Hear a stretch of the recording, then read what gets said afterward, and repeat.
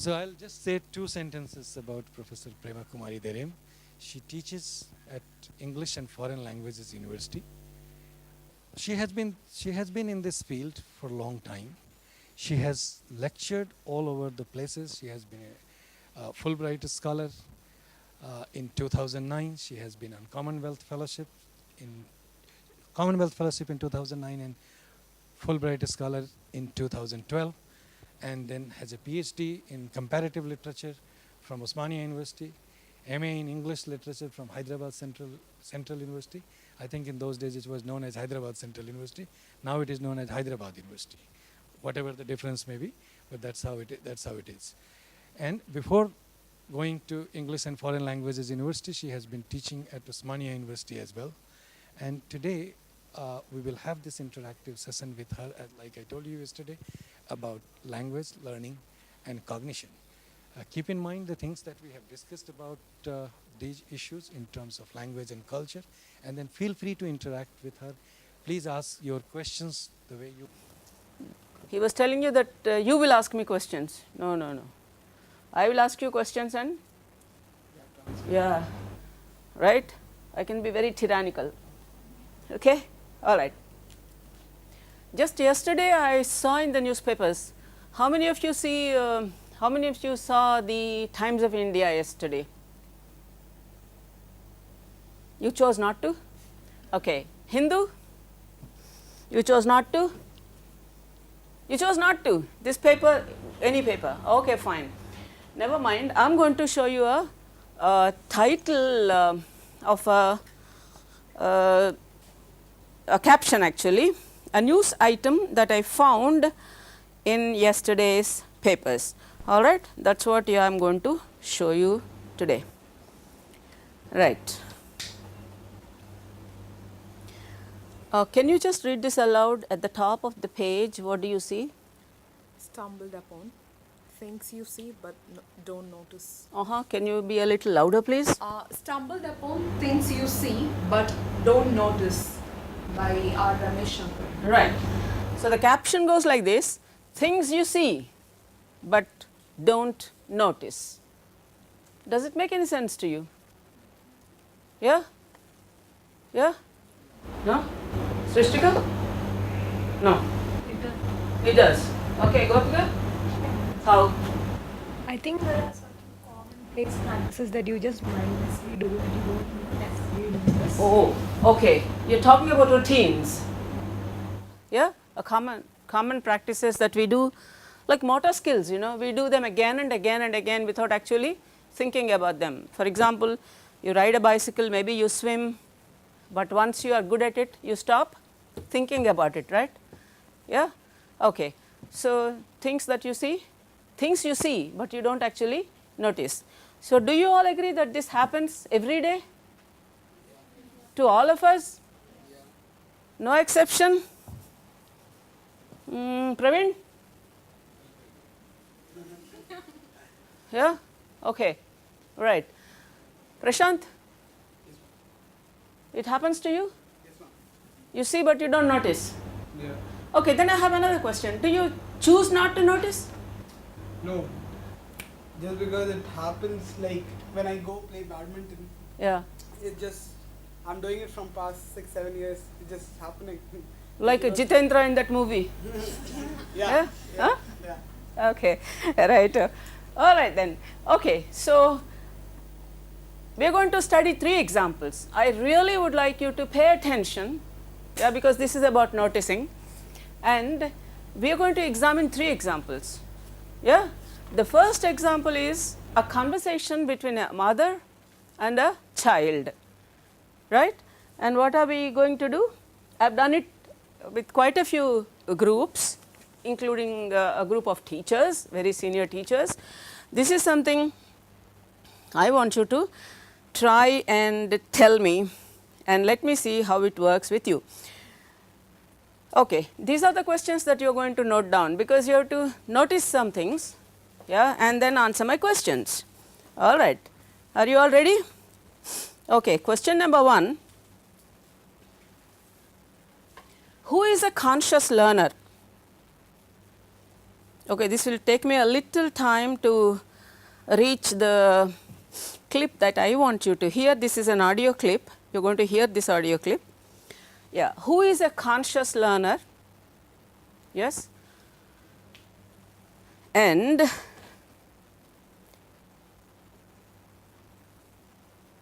what is the conscious learner doing?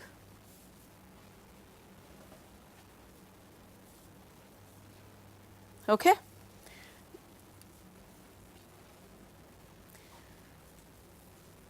Are you ready?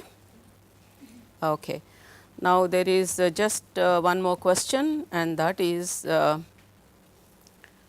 this. Does the child repeat the answer? Does the child repeat the answer? All right.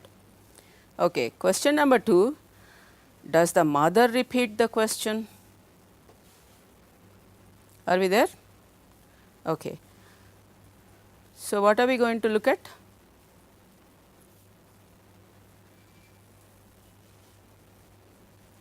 Who is a conscious learner? Question number 1. And what does the conscious learner do? And does the mother repeat the question? Does the child repeat the response? Yes? Okay. I am going to play this audio clip. Do not look at anybody's whatever they write, just write what you hear. I am not testing your comprehension, all right. All of us are trying to understand the role of noticing in pedagogy, that is, what does this cognitive process do in relation to learning and teaching. Are you with me? Yeah, okay. So, let us hear this. We love you so much. The United States. Donald Duck. The United States. Donald Duck. Okay, have you heard it? Whatever you have heard, write down. You have heard something? Okay. Okay. So, all of you heard it as Donald? Duck. What was the question? You could complete the first part, right? What was the first part of the question? Who is the President of the United States? All right then. After the election, who is the President of the United States. Right, and the child's response is Donald Duck, right? And a second time the mother asks, after a while actually, the mother asks, who is, I mean impatiently again, who is the President of the United States of America? Yeah, and what do you think the child said? Same. The child said, D-E duck. What did she say? You have to trust me because I am not able to play this. I have to find it. Maybe after the class I will find it and play it to you. The mother asked the same question, but the child, what did she do? Did she change her response? D-E duck is the response. Yeah? So who is a conscious learner? Going by this conversation, why do you think the child changed the response? Second time when she was asked the same question, did the mother change the question? Yeah. The second time the mother, United States of America. no, first time also she must have said United States, and second time also she must have said United States. Maybe she just added that. Yeah, additional information. But she changed it slightly. Okay.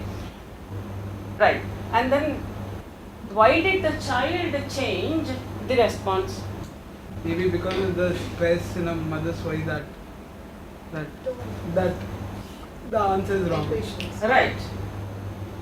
So impatience, and then also the sense that the answer could be wrong. Otherwise the teacher or the mother wouldn't ask the same question the same again. Right? Okay, so who is a conscious learner between the two? The child. The child. And what is the mother doing as a teacher? The mother is the teacher here, right? Yeah, put her in the place of the teacher. Is the mother a conscious learner? What should she learn? We're talking about a teaching learning situation. Yes? The teacher wants, maybe that is the mother wants the child to say Trump or something because the child ended up saying duck. Right. So maybe she wants the child to correct or maybe improve upon what she has just said. Uh-huh. So she's also learning, and maybe what she's trying to do is she's giving her the cue by showing some sort of impatience and repeating the question so that the child gets some cue. Alright. Okay. The mother is not a language teacher. I can tell you that. I know it. The mother is not a language teacher. If a language teacher is the mother, okay, would she do the same? Or the father, the parent, because the example has a mother and a daughter, okay. If the father or if the parent is a language teacher, would you expect them to do the same? Okay, then I'll give you a clue. There's something called background awareness or background knowledge. Have you heard of it? Yes or no? Yeah? What is the relevance of background knowledge? In pedagogy, in teaching, learning, anything. It doesn't have to be just language. Lakshmi?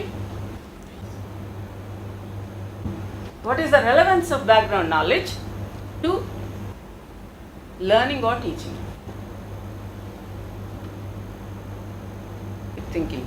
Okay. Anybody else would like to give it a try? Prepares you for. Sir? If the background knowledge is already given, it somehow gives you a kind of a Platform? platform, Yeah. and then you can then scaffold the child accordingly. Precisely. Fantastic. Yeah. Your background knowledge scaffolds your new learning. You agree? But what is happening in this case? Is the background knowledge supporting with the child to learn something new? Or interfering? I will leave you with this question because we are going to study another example. Right? Write down the question. Is the background knowledge interfering or supporting new learning?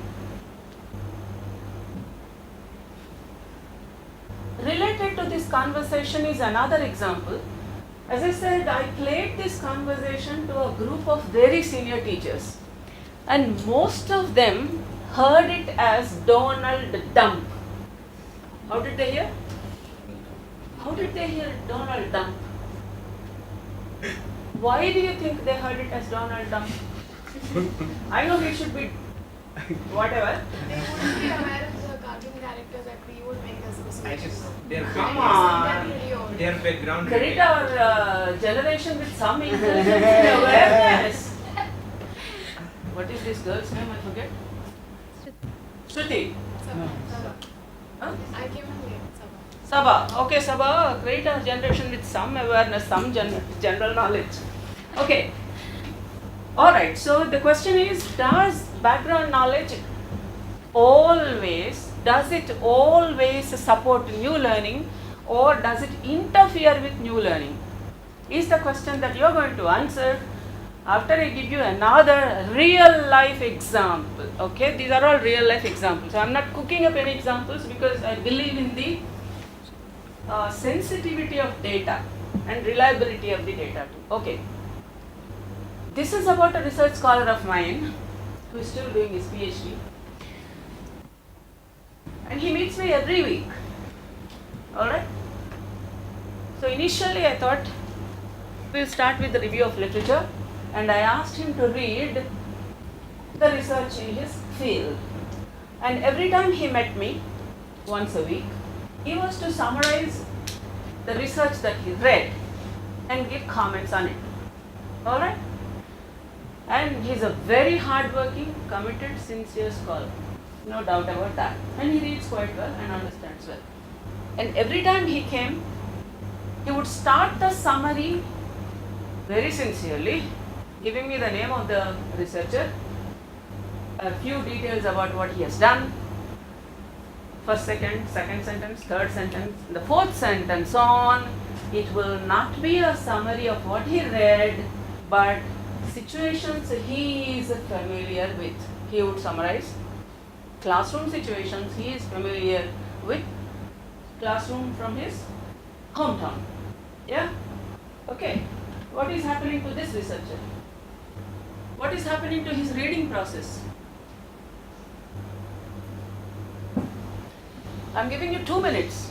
I have already asked you a question. Does background knowledge always support new learning, or does it hinder, interfere with new learning?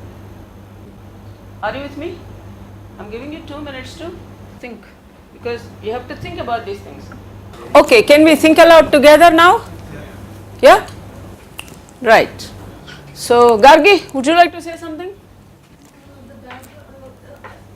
What I feel is the background knowledge does support and interfere with the learner's learning process. Okay. Because it gets influenced, since the researcher you are talking about, the researcher is actually influenced by what he already knew, what he already experienced, which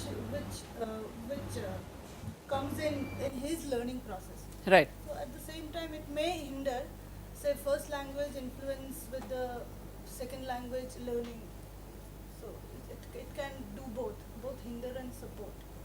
I agree with the first part of your answer. Second part I will come back to. Siddharth? Yeah?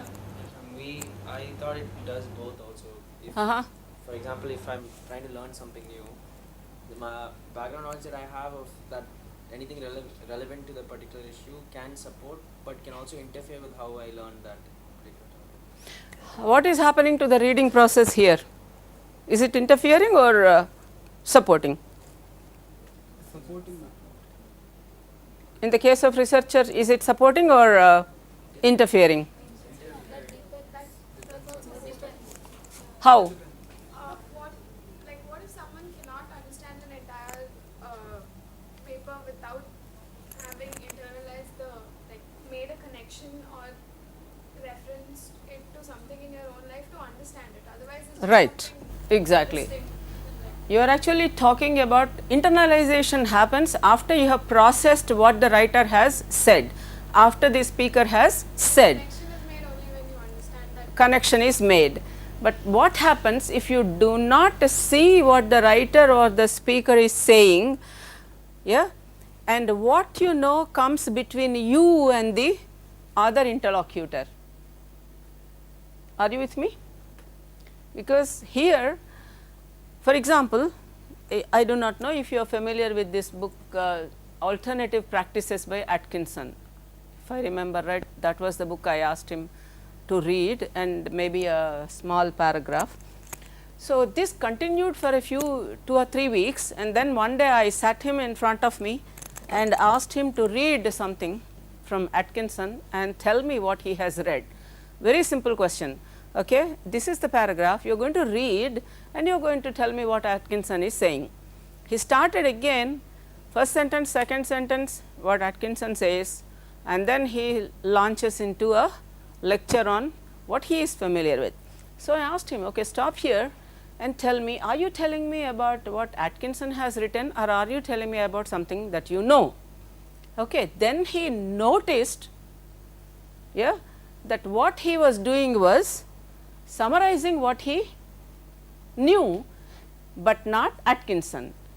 As you say, we should certainly internalize, but when do we internalize anything? Not when we get something by heart, when we process something in relation to our own background knowledge. I am not sure if I am right, if I say our background knowledge, in fact our own awareness or knowledge is like this amoeba. Have you heard of amoeba? Yeah? What is amoeba? What is one? Right. And what happens to its shape? Right. So every time a piece of new information comes, if you actually process it, if you really try to internalize it, what happens is the shape of the amoeba changes or it doesn't? It does. Only then can we say that you have processed the information.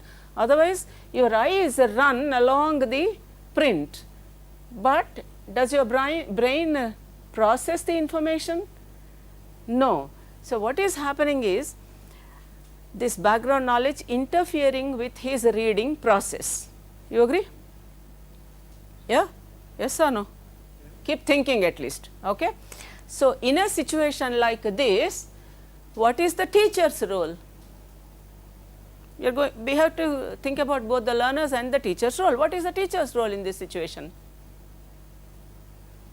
She's supposed to notice. Precisely, she is supposed to notice. Yeah. So, we come back to the question that we raised at the very beginning of this session. Is the cognitive process of noticing noticeable? For example, if you are driving on the road, there are many others on the road, right? Can you read their minds? Yeah. But somebody is trying to overtake, somebody is coming in front of you. Do you know what is happening? In that specific context, you do read their mind, do you or do you not? Otherwise, can you drive along with the others on the road? Yeah. Unlike that ad in the TV these days, dance, sports, aerobics, all these things happening on the road, and you have to stop the bike. Yeah. I don't remember which ad it is. Okay, so in a specific context, is it or is it not possible to notice what is happening? Because the task is very specific and we have had the language behavior operationalized. Yes. Similarly, we are aware of the nitty-gritty of the reading process. Yes. What is a reading? What does reading involve? You can break it down into micro skills, micro strategies, a host of things. For example, monitoring comprehension. It is a micro skill of the macro skill of reading. Yes. What is monitoring comprehension? When you do not understand something, you go back and forth to understand that particular sentence.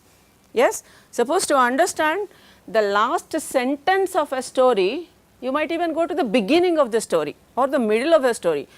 Yes. In a paragraph, maybe you go from the third sentence to the first sentence. So, this is called monitoring comprehension, and inferential comprehension is another micro skill. Yes, we teach, don't we? Yeah, put 2 and 2 together and infer what the writer is saying or the speaker is saying, which is not actually explicitly conveyed in language. So, this okay, now this is the question, because somebody was talking about first language and second language learning. Is this to do with your language learning? Suppose you are comfortable with your L1, you are comfortable with L2. In the case of the researcher that I was talking about, he is comfortable with English. He understands Atkinson, he understands Philipson, everybody. Okay? He is quite good at L2. Okay. In this case, English. So, this reading process, do you think it is what we are talking about now? Do you think this is to do with L1 or L2? Keep thinking. You know your English. Yeah, you can read Atkinson, you can understand Atkinson. Suppose I stop you after every sentence, you will be able to put it in your own language, you will be able to explain it to me in English. That means you are comfortable with English. So, this reading process in itself, in this case, is not to do with your proficiency of the language. Are you with me? Yes or no? Okay. See, this is how teachers pull you into a trap. Yeah. I ask you a yes no question, so I want to hear no, yes. Okay. Anyway, but you don't have to agree with me or you can disagree with me, but I want you to think about this.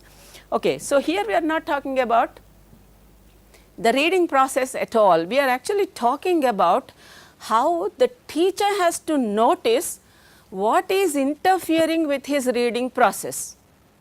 Are you with me?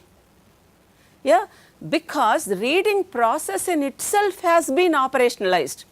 Otherwise, we can't teach reading, because we have reached a stage where we can teach and test reading at micro level, right, and we can give scores with mathematical precision. Yeah, okay. So this is the second example. Are you with me? Again I want to repeat this question, who is the conscious, who is a conscious learner, who is the conscious learner again. So after I asked him once or twice, now do you see what is happening when you are trying to read and explain Atkinson? Then he realized, then he noticed what he was doing. Are you with me? So at this stage we can say that he has noticed and that awareness has reached the metacognitive level. He noticed what was happening to him. So next time when he reads, he can consciously monitor his understanding. Do you agree? At least you give him a chance to, at least you give him a chance to identify, diagnose the gaps in his reading process and how they may be handled, addressed. All right? Okay. Now I will give you the third example. Here we go. Can you all read this? Right, I am giving you half a minute to read it, very, very quickly read it, because you are going to do something after you have read it. Listen to me first, what you have to do after you have read it. Do not read it without knowing the purpose. This is the purpose of your reading, because you have to know the reading purpose before you start reading anything. This is the purpose. After you have read it, yeah, you are going to give me a 1 minute sum up of this cue. All right? Just make a very quick summary of what you see there. All right? Yeah. Shrishtika? Can we, would you like to give it a try? Tanima, Tapasya, anybody? Yeah, please. Very quick summary. Chalo. She had 2 sessions during the government. Fantastic. She was assassinated, and she almost avoided a military coup by holding elections by the end of this emergency. Okay, suppose I want you to comment on this, her life. Would you like to say anything? Given the cue, comment on her life, comment on her personality. You have the cue there, all the information. Would you like to comment on it? Comment on her personality? Look at the slide. There are lots of cues over there. Any comment that you would like to? Relax your faces, please. I am not testing your comprehension or anything. Yes, ma'am. One thing is that she did have the political privilege to be one of the first women, yeah. There's, considering her quotes are talking about forgiveness and cannot shake hands with a clenched fist, there's this idea of her being very open to negotiation, but at the same time she's considered a tyrannical ruler. Is it there? Okay, authoritarian, right. Any other comments on her personality would you like to make very, very quickly? Yes, sir. She was independent thinker And also bold. Okay, okay. That's it. Any more? Anybody? Don't tell me I haven't given you a chance. Arvind? Lady of India. Uh-huh. Okay. Just a while ago we were talking about our awareness of L1 or our proficiency of L1 and L2 and how they play, you know, truant with our other kinds of skills or knowledge. Okay. I am telling you about a girl who is in a state welfare residential school and she is in her 8th class. Okay. So that should tell you about her situation. Yeah. Abusive parents and all kinds of things, below poverty line kind of situation, all these things. Okay. and this girl is in, and I keep meeting her. In one of the classes, we gave the class these 4 profiles of women leaders, and the task was to talk about one of the leaders and give a comment on the personality of the leader. Do you know how she ended her presentation? And the class also didn't get much time to think, because it's a class of 30 or 35, around 35, okay, students. So in a 35 strong class, nobody gets a lot of time. In fact, nobody gets even individual attention for that matter. But this girl, she has always been there at the residential school, and this is how she ends her presentation, or the summary with the comment on the personality of the woman leader Indira Gandhi. This was what she said. I don't even know if I can sum it up as beautifully as she did. She said she must have had any number of enemies, and she might not have had an easy life, because she was a very powerful woman. She must have had a number of enemies. She must have forgiven a number of them. So this quote that she, what was it, forgive something, right? Yeah, must have come from her real life. Do you think this is to do with language awareness? Her English is not perfect like yours and mine, not perfect, at least 99% right, okay, grammatically and lexically. I am not talking about these things, but this is what she has to say. And how much time did she have? Less than 10 minutes, you have to trust me. All right, okay. Do you think that's commendable, or you don't? Yes or no? How do you rate her cognitive processes on a scale of 9, on a scale of 6, 9, whichever scale, on a scale of 10? 9. Yeah, 9. Fantastic. Yeah, and the cognitive process of noticing, she connected the dots, yeah, so beautifully, right? She noticed something that I myself did not. I could not have summed up her Indira Gandhi's personality like that, like the way Deepti did.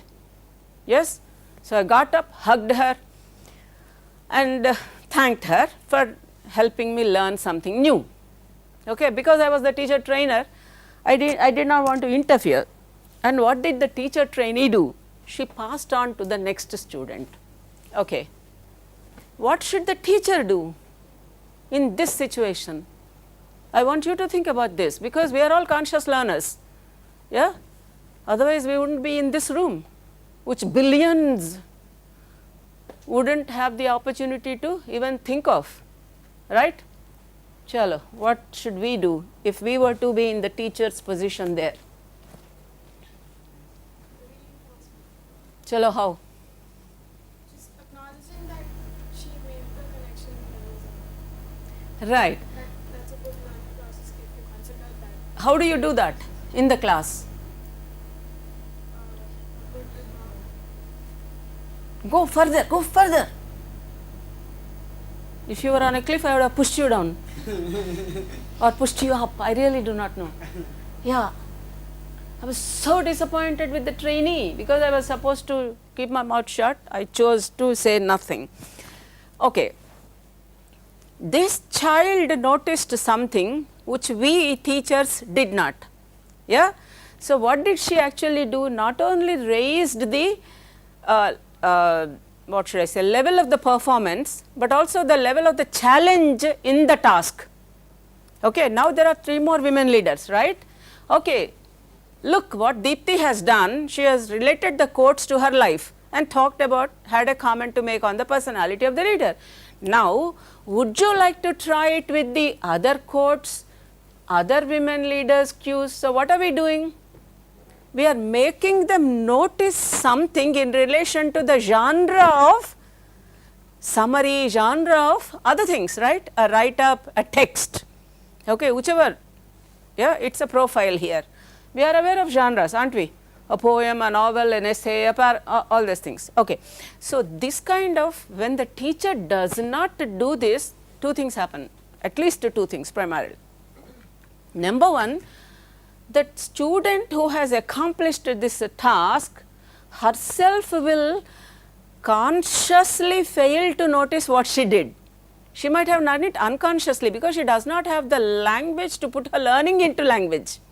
You got to have the language, right, to describe what you have done. Okay.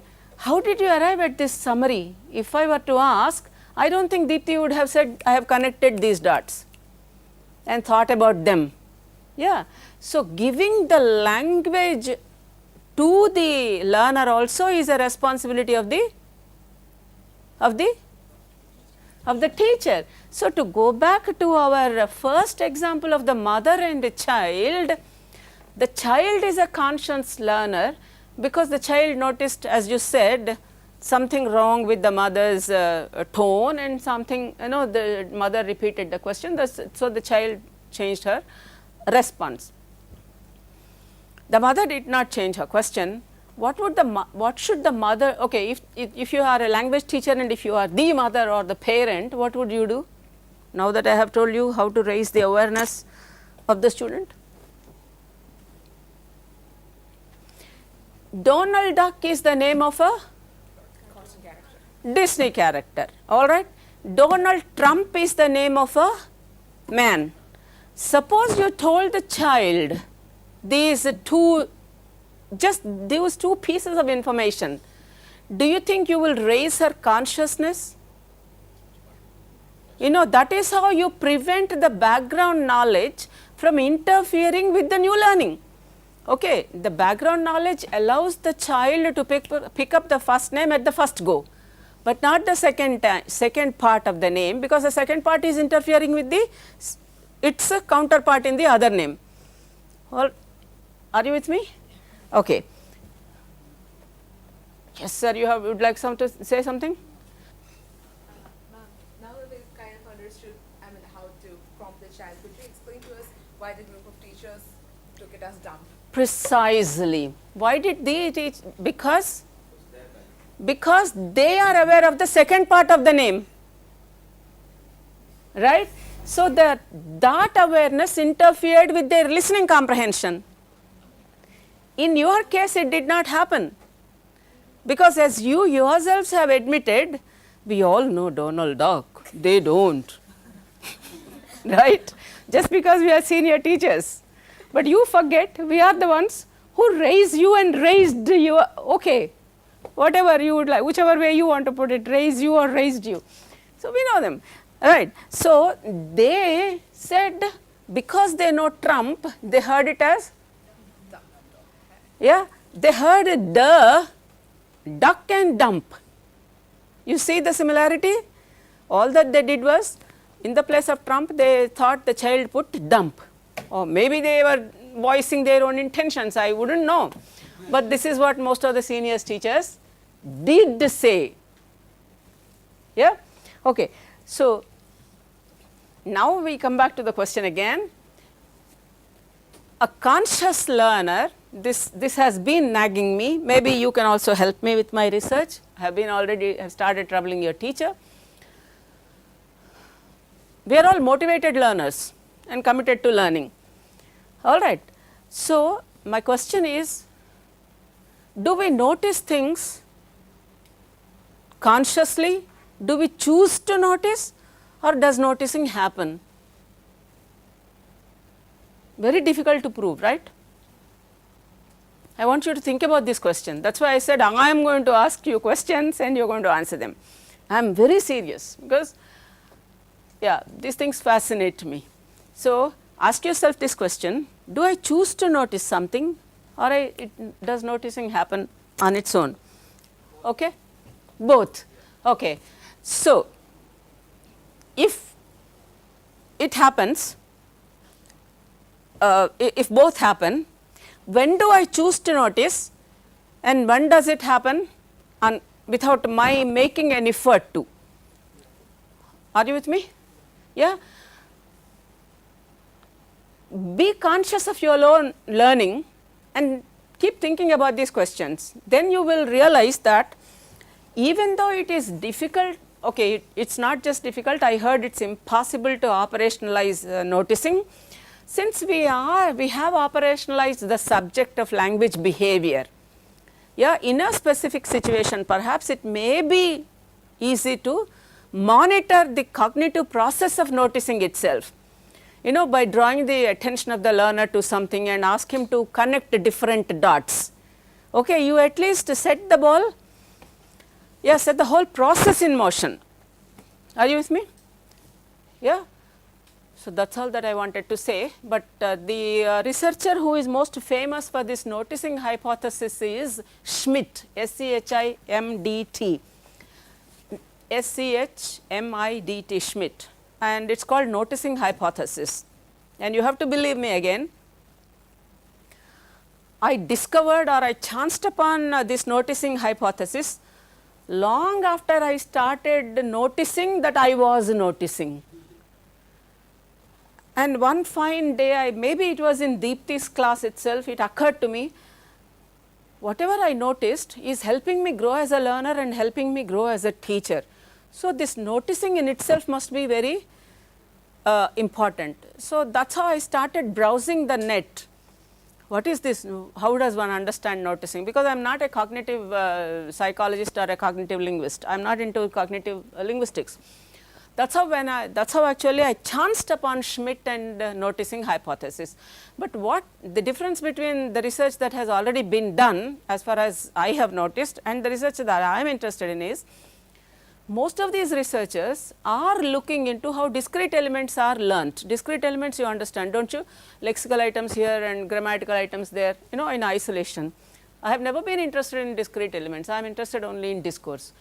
And I am actually trying to understand this cognitive process of noticing in relation to discourse, learning of discourse, the teaching of discourse, these are the things.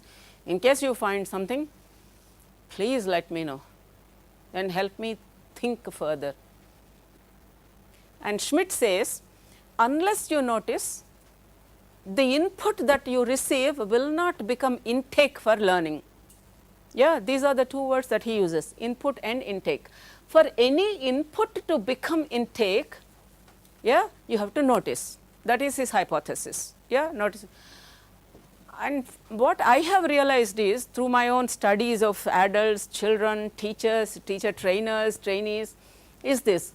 It is not just intake for learning, it becomes a stimulus for learning, because whatever input that you notice ceases to be just input once you notice it. Because as I said, you go back to that amoeba example, this input, where does it fit in that amoeba is a big question, because you get to relate so many things, yeah, and then the shape of amoeba changes. So, I have realized that this input actually, for the input to become stimulus for learning, you got to notice. If you do not notice, it is very difficult to learn, yeah, or learning gets delayed perhaps, but learning gets definitely enhanced when you notice.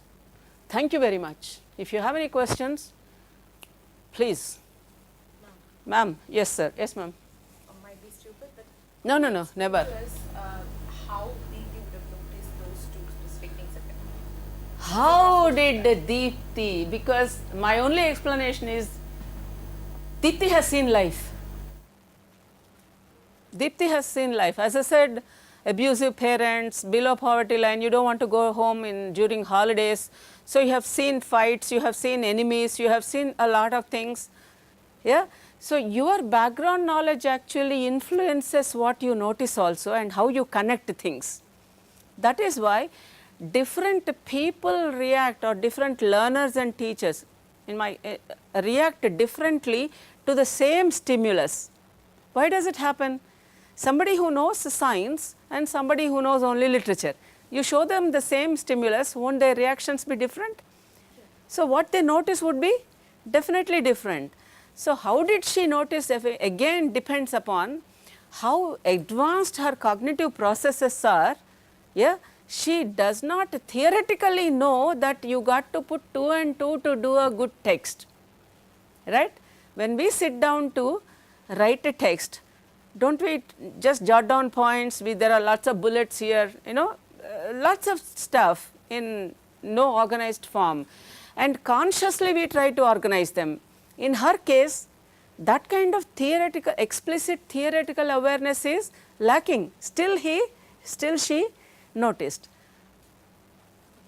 For instance, if it was another person, for instance, or maybe a more cynical person, noticing the same things, wouldn't he have connected something like, since her authoritarian persona versus her quotes contrast so much, wouldn't say that a political manipulator that she is, she would make such public statements that would show her as a Precisely, right. At least you are noticing the connection between the life and the right. That's all. I am not actually making any evaluation of the comment that she has made. I am only trying to understand why the teacher failed to notice that this girl has raised the challenge level of the task, and why she prevented the whole class from learning from her presentation, and by not explaining to Deepti what she has done in language, she has also prevented the cognitive from reaching the metacognitive level, in Deepti's case, right? You have done it, but you do not know what you have done because you do not have the language. I have the theory to explain what you have done, right? So, that is how I bring it from the cognitive to the metacognitive level, and once it reaches the metacognitive level, you begin to think about what you are doing and what you have done, and that awareness is transferable across, tasks, across skills. Yeah. Any other, please, this is the time Just to. one clarification. Yeah, It says, unless you notice, the input does not become the intake for learning. Right. This may or may not necessarily be the quote you just. No, all that I have changed is in the place of intake, I prefer stimulus. So, are you saying that noticing here is a volitional act for student? Yes, and in my case, You see, because then there's a problem. yeah, The problem is that yes, okay, there are cases where we choose to notice. right. But let's say I'm trying to learn a language, or I've been dumped in a place where people speak a language I don't even know. So they utter something, and that whole utterance is nothing but a string of speech sounds. Precisely. But I don't know what those speech sounds could be because I really don't have a clue. The only thing that I can do then is I'll be capturing something that basically I have it in my own as part of my speech. So for example, if somebody were to speak French or German or Swahili or some such language, I might get bits. Right. And I might think that maybe, they also have some such things. So for example, felicitation or felicitation. So, sion I may not get, Right. but and then I might want to think that, okay, let me see what this refers to, Right. or if at all reference can be Exactly. attributed to language. One. So if you go, I don't see how noticing becomes a volitional act. Second, in Deepti's case, the fact that you just mentioned that the teacher did not notice what she had actually done, the reading that you gave perhaps could be right. Doesn't matter, it's not a question of right or wrong. In research, it should be verifiable. Okay, yes, good. Perfect. Thank you. I'm really happy. No, So, because, it is also possible that Deepti was trying to analyze, although the dots that she connected, that was one way of connecting the dots. Maybe she connected those dots purposely. Because then it is also possible that the forgiving element was there, Yeah. or perhaps was not there. No. Because of her sufferings, because of the kind of life that she had led. But the discourse that she was able to create by picking up bits and pieces was the kind of story that she would want the world to have. I don't think she has deliberately made An 8th standard student can do that because no, it's not intentionally done to project Indira Gandhi's image or her own image in positive terms. Deliberately, I don't think it was done. Even if it were to be deliberately done, I would still consider that the cognitive processes are pretty active. yes, sure, that is not Yeah. denied. And that's a very clever way of doing it, in Yeah, fact. sure. And because Now why not? you know it is possible for me to think that a 12-year-old or 13-year-old child is capable of doing that. Oh, okay. Reason, and I think Right. this is something which has to do with my own experiences. Okay. When I was hit at 6, right? I grew up to be 14 before I hit the same man back. Fantastic. I mean, I waited You for waited almost for 7 years. 8 years. Right, right. Right? So I had to grow up, and then because this person was Of course. quite older. Yeah, I see it in the movies all the time. So, so what I'm saying is that both the things are possible. But Yes. if you talk to me, if you were to ask me today, would you hit somebody if the person had wronged you or Yeah. harmed you? Well, it is possible that in front of these people I may say no. I mean, to forgiveness, and this also comes from what I've read. So, for example, if you look at the Canadian government, the Prime Minister, the Australian Prime Minister coming and offering an order. Praveen, can I ask you to come back to the end of your paragraph? We are talking about only the activation of cognitive processes. Right. All right. I'm trying to see two things, family. Attributing intentional fallacy. In literature, that's called intentional fallacy, right? The author. I am not interested in the kind of image Deepthi would like to project in the class at that particular moment of time. I am only interested in how she has connected the dots and how the teacher who is in a responsible role of a facilitator sabotaged two learning opportunities, her own and that of the class. That's all that matters to me. I totally agree with what you just said, the latter half. What I'm trying to say here is that perhaps in the process of connecting those dots, she was taking different routes, and the Fine. one route that she took Yeah. was the one that you gave us. Right. So what you are saying is cognitive process is noticeable. Noticeable. That's what you meant. That's what you, whatever you said. Only in this particular case. Because I am also saying the same thing. With reference to a specific task or a situation, because the situation has parameters and we have the language behavior operationalized. These things allow us to notice how the processes are working. That's all that I meant. So, right, we are on the same wavelength. Yeah. Is it possible that all of us have a certain amount of lenses that we look at things Exactly. at? That's right. But this one, considering it is a lot more emotional and a lot more personal, you might Exactly. have given it a lot, like you might have paid attention to that one. Possible. And while at the same time, everyone else would have made a comment that is with your lens, but might have slipped your, like. Possible. That's what. That is why your background. There are two things. Number one, your background knowledge and the cue that comes to you. The cue is the input. The handout that I have given you or the worksheet. Yeah. When does the input become stimulus? Only when you notice the connections, right? And in order to notice the connections, the way you use your background knowledge is secondary. I am not talking about that. All that I am saying is, unless you notice things, yeah, the input does not become stimulus. So are you Keep saying? thinking. Am I saying what? Are you saying that this stimulus then becomes, or something turning into a Activates. stimulus? Something turning into a stimulus or intake is the responsibility of the learner? Because some Responsibility of the, okay, two things. Responsibility of the learner plus responsibility of the teacher who is supposed to facilitate this in the classroom setting.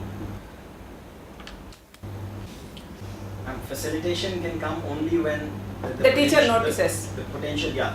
The potential of the input has already been noticed by the teacher. No. What I'm saying is that No, it is not possible. necessary. Not necessary.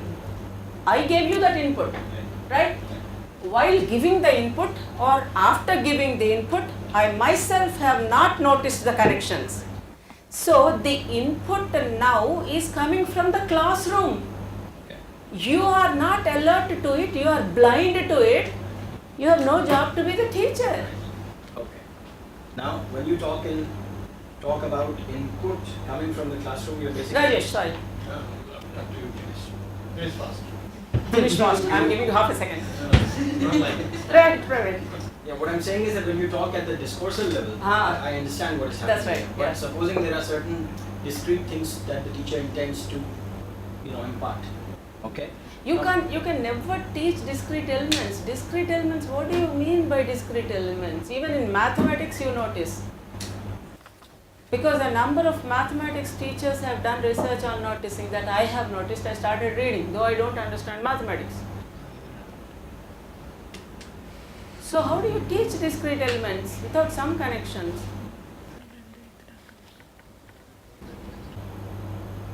Okay, while you are Praveen, you keep thinking I have my email ID everywhere.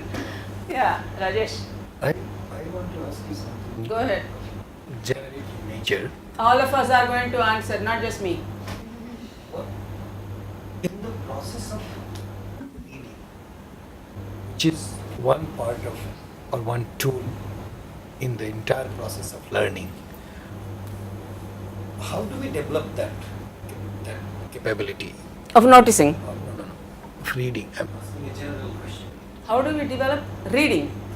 Okay, as I said, I have always been addressing micro skills, because we can't teach reading in 1 day or 2 days, can we? Okay. Say in a 40-minute session, one day you may focus on 1 or 2 micro skills. All right. So monitoring comprehension, I have already given you the inferential comprehension. What are the other things?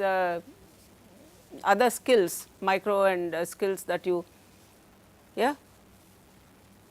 So by addressing micro skills of any skill, perhaps over a period of time, even if it were to be just 1 week, 7 sessions, you will have given a very strong introduction to the whole skill itself, right?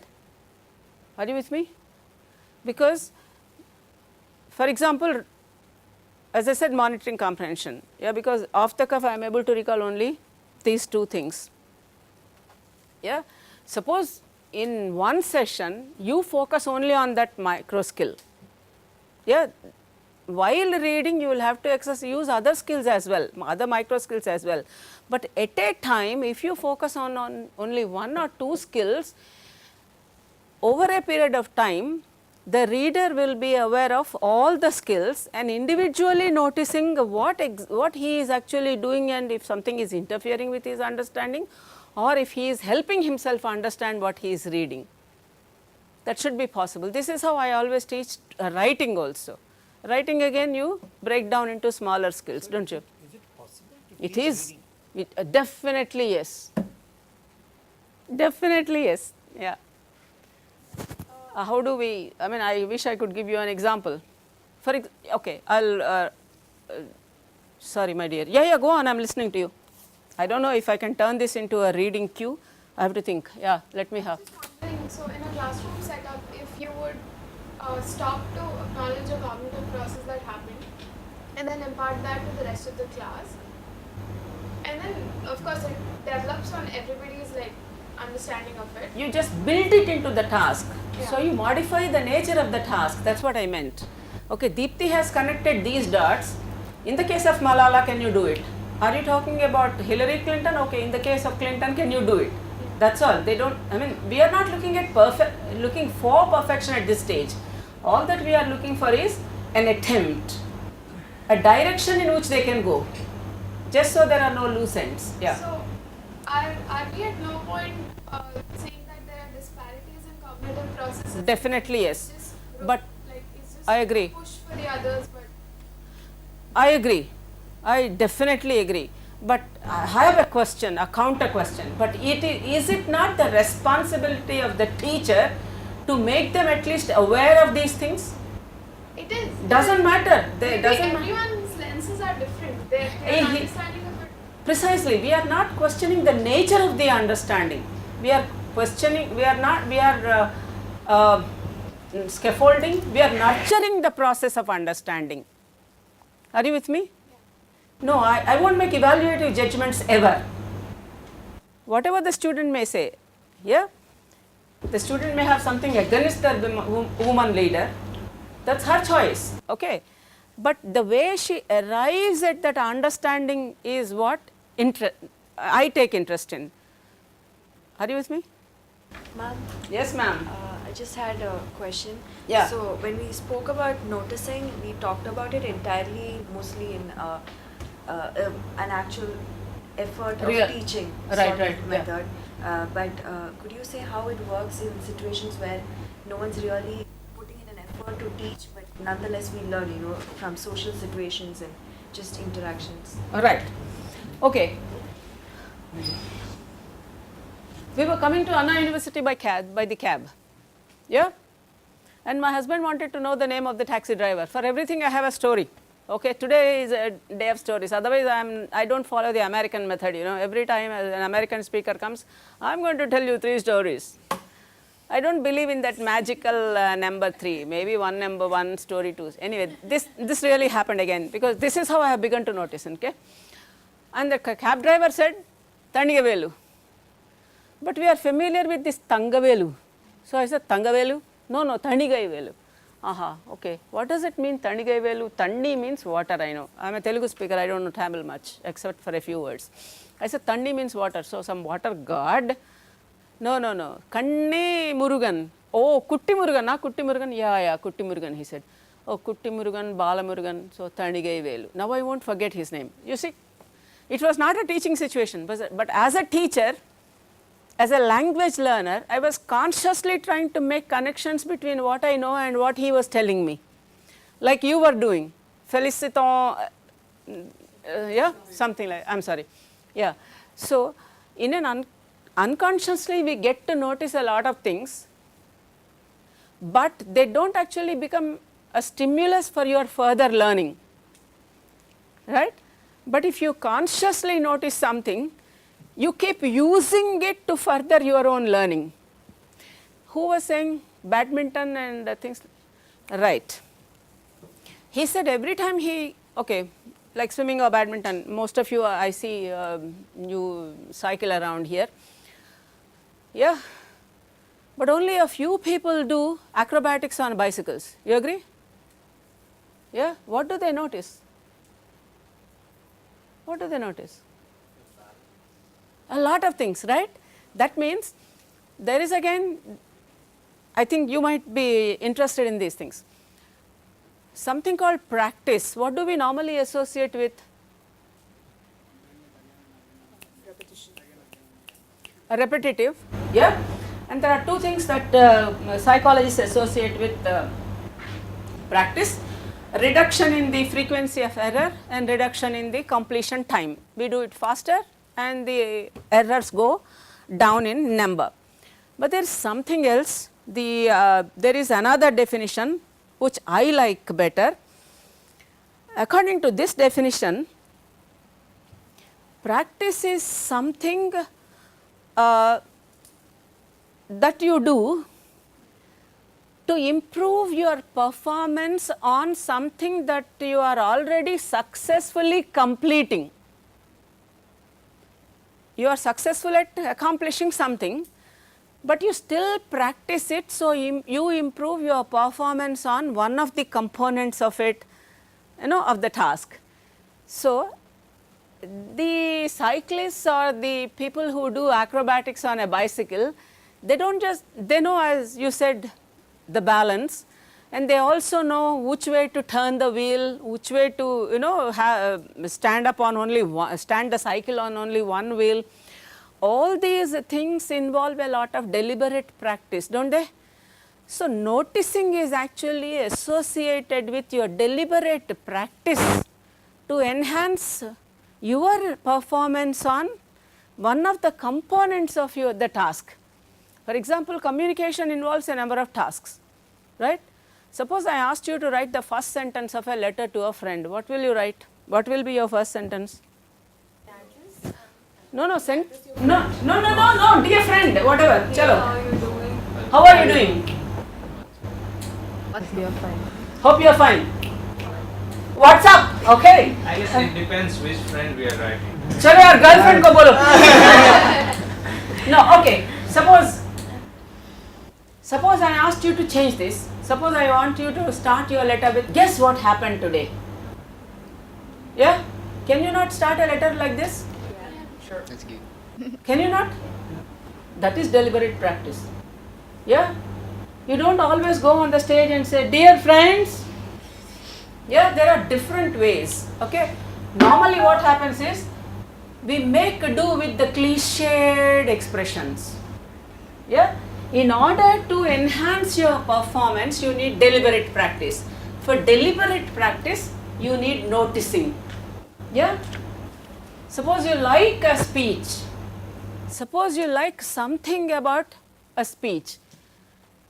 You need to identify which part of the speech you liked and why you liked it, and maybe learn from it to improve your own speech. Not that you can't give a speech and not that you have given any number of speeches. You understand? So, that kind of deliberate practice after noticing leads to further your learning. You don't consciously you notice, it may remain in your passive repertoire, it never reaches the active repertoire. Keep thinking. Thank you very much.